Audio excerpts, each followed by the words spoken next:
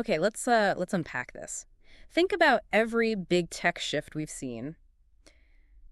Electricity, cars, the internet. Mm-hmm. What's like the usual pattern? Big companies, governments, they get it first, right? Right. It's always been top-down, typically. Exactly. And then eventually it trickles down to us, to individuals. But with AI right now, especially these big language models. Something's different. Yeah, completely different.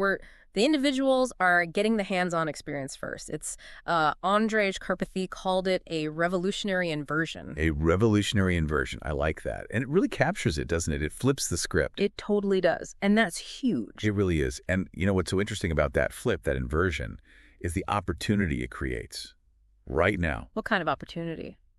Well, it opens the door for what maybe we could call the people's AGI. This moment, it's a chance to think about how we spread access, democratize it. Democratize AI from the very beginning. Yeah, from the ground up. And build in the ethics side of things, too. Yeah. Right alongside it, not as an afterthought. It's a chance to, build it differently this time. Build it differently. Okay, I see. And that's exactly what we're diving into today, right? Precisely. How this people-first access that Karpathy highlights, this power to the people idea, how does that actually mesh with principles for decentralized AI ethics? Yeah, how do those two streams converge? Right.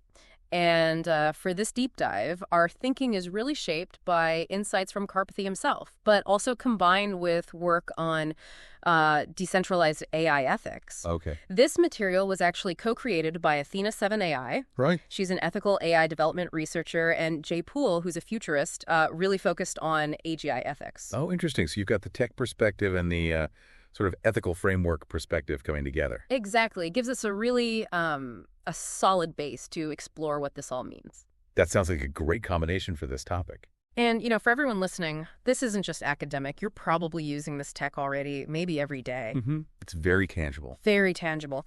So the big question we're asking is, this democratization we're seeing right now, is it just a flash in the pan? Or can we make it stick? Make sure it benefits you, the user, long term? Yeah, how do we sustain it? That's the core challenge. Yeah. So this inverted diffusion, what makes it so radically different from, say, the internet rolling out? Well, first off, the speed, it's just mind-blowing. Karpathy makes this point, right? That large language models, LLMs. ChatGPT and the like. Yeah, exactly, ChatGPT. It was the fastest growing consumer app ever in history. Faster than anything before. Faster than anything. It hit millions of users, individuals, almost overnight, before most big companies even had a strategy for it. That is wild. Because, electricity needed huge infrastructure, grids, power plants, all centralized. Totally. And the internet, well, it started with ARPANET, government, universities. It took time to reach homes. Right. But these LLMs, they kind of skipped those steps, didn't they? Straight to the people. Bypassed the traditional gatekeepers, in a way. And this immediate wide access, it enables something maybe we could call adaptive intelligence sharing. Adaptive intelligence sharing. What do you mean by that? Well, the idea that AI isn't just one fixed tool handed down. People are taking it, using it, adapting it in countless ways for their own specific needs. It's more organic, bottom up. Ah, I see. So the intelligence isn't just in the model. It's also in how people share and adapt its use. Exactly. And that adaptability, that user-level interaction, it feeds into another idea.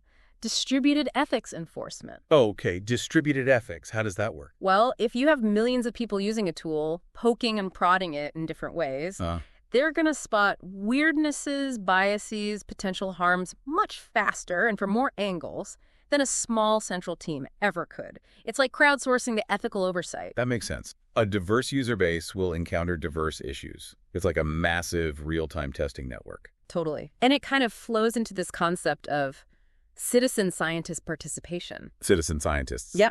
In AI. Yeah.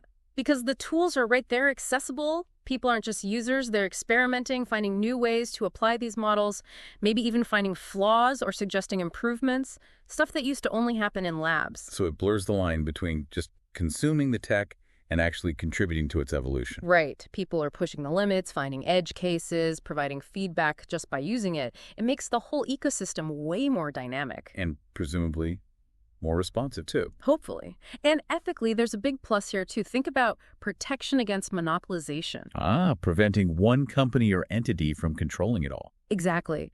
If development and access are spread out individuals, small teams, open source projects, it's just harder for one giant player to corner the market and dictate terms.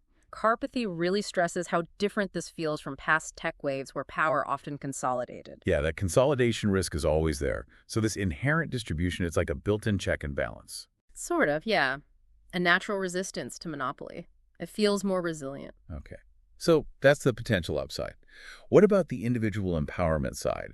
Karpathy mentioned some specific examples. Oh, definitely. He talks about people like whipping up simple software apps just based on an idea. He calls it vibe code apps. Vibe code apps. I like that. Right. Or being able to finally make sense of dense legal contracts or dive into really niche research papers, stuff that used to require years of training. So it's lowering barriers to entry. Accessing knowledge, creating things. Absolutely. It's like giving individuals superpowers they didn't have before. And building on that, could we even design AI to, well, enhance how we think, not just what we produce? What do you mean? Something like contemplative AI.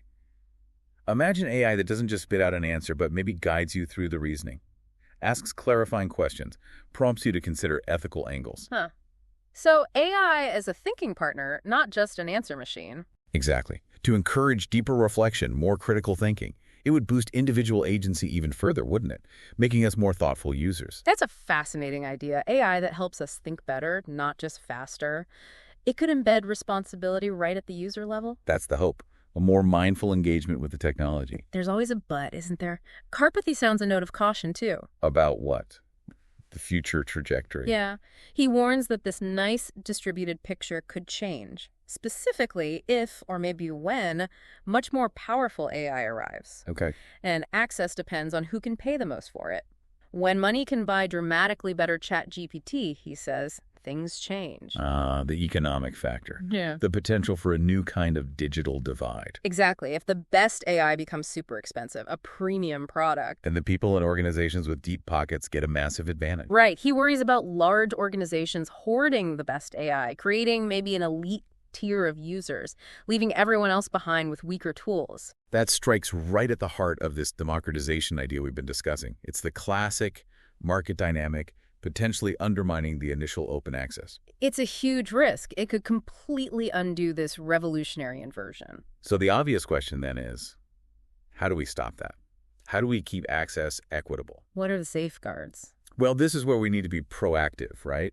It probably involves things like decentralized governance models for AI, how decisions about development and access are made. Not just letting the market decide everything. Exactly. And a really strong commitment to open source AI, keeping powerful models accessible, letting people build on them, modify them.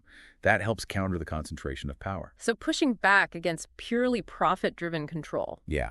The goal has to be ensuring that ethical AI remains accessible, not just for the wealthy few. It needs to be baked into the tools everyone uses. Right. Core values, ethical guardrails, built in from the start and available broadly. Not a luxury add-on. And ideally, individual empowerment scales too. As AI gets better, it should make everyone more capable, not just widen the gap. That scaling is key to the whole people's AGI vision. The benefits should flow primarily to individuals, enhancing their lives and abilities. So we make Karpathy's observation, the future is already here, and it is shockingly distributed stick. Make it permanent. You get a permanent future, yes, where collective intelligence prevails. Collective intelligence, meaning the power stays spread out, driven by the many, not the few. Exactly. That diverse, decentralized network, driving innovation, shaping the tech inclusively. That's the potential. Okay, so wrapping this up a bit, we're in this really weird, unprecedented moment. AI power hits individuals first. Big inversion. A massive shift from the historical norm, offering this unique chance to build ethics and early empower people directly. But, and it's a big but, we've got this looming challenge. Economic pressures, big players, potentially creating an access divide, stratifying society based on who can afford the best AI. Which means we need deliberate action, open source, decentralized models, thoughtful governance to keep that initial democratic promise alive. And this brings it right back to everyone listening. You're part of this shift right now just by using these tools. Your interaction matters. So the question becomes, how do we collectively protect this? How do we resist that centralization, keep this power in the hands of the many? Yeah, it really pushes us to ask, what can I do? What specific steps can individuals take to safeguard this revolutionary inversion? How can we actively help build that democratized AGI future? It's not often you get a chance to shape a technology this transformative right from the distributed grassroots level. It really is a unique window in history. Definitely something to think about. How do we keep this power with the people?